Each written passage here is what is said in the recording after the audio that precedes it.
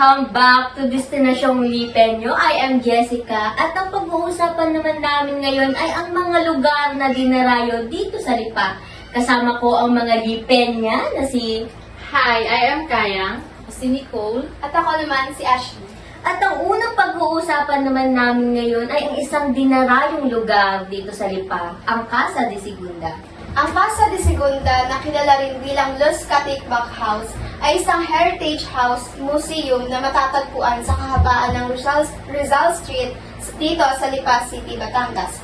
Ang Casa de Segunda ay itinayo noong 1860s at pag-aari ni na Don Manuel Mitra de San Miguel Luz at Doña Segunda Solis Katigbak.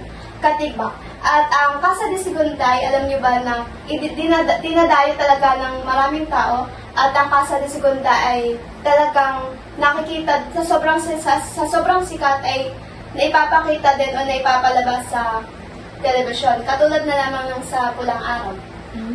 kaya pala nung pinapanood ko siya ay nakikita ko, sabi ko ay dito siya sa Lipa. Parang familiar yung place. Parang doon din ba yung yung kay na Barbie? Ano ba yun? Yung Nolimit ang rin. Nag-shooting ba din? Parang hindi.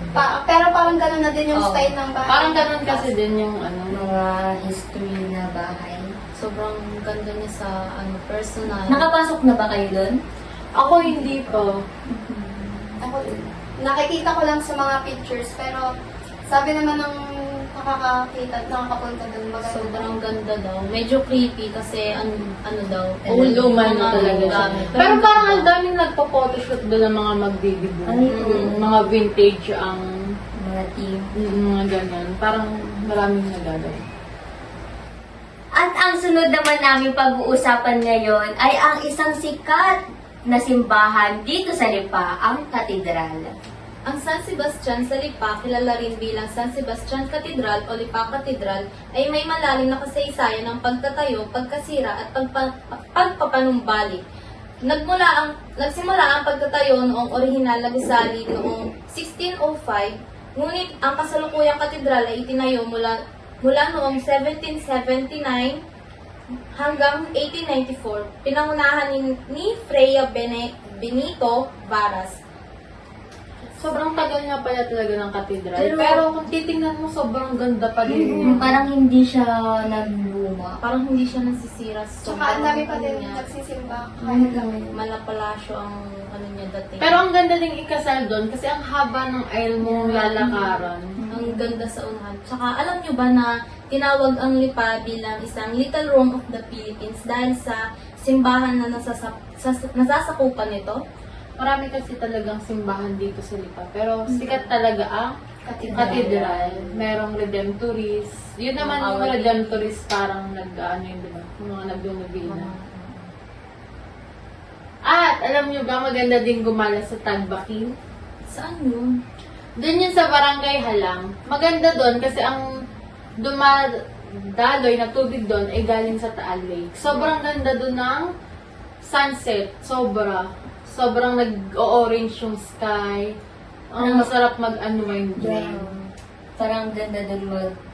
Pag gusto mo mag-move on ka na. Talon ka na nung mag-di ka mag-move on. Talaga namang Sana makapunta tayo doon ng magkakasama. Yes. Dadalhin ka namin doon. Minsan, kapag may oras tayo, dalhin niyo naman ako doon. Oh, tsaka papatikin namin sa'yo ang sikat na lomi. Oo. Ang dami kong nababasa at naririnig na kwento about sa Lomi.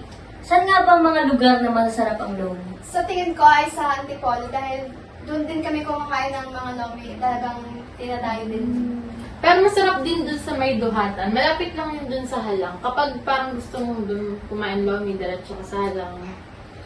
Para isahan na lang. Para isahan na lang ang punta mo. Masarap dun sa duhatan. Sikat din yun. Dinadayo din yun ng mga food vloggers. Ano pa nga ba? Saan pa nga ba maganda?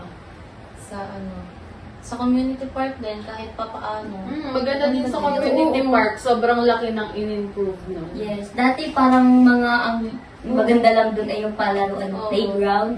Pero ngayon ang dami ng Ginagamit bagay din photoshoot Yes. para sa diso, mga ganun. Mm-mm. Maganda din mag-event doon kasi maganda yung ginawa. Malawak din. Mm-mm. Tsaka presko ang hangin.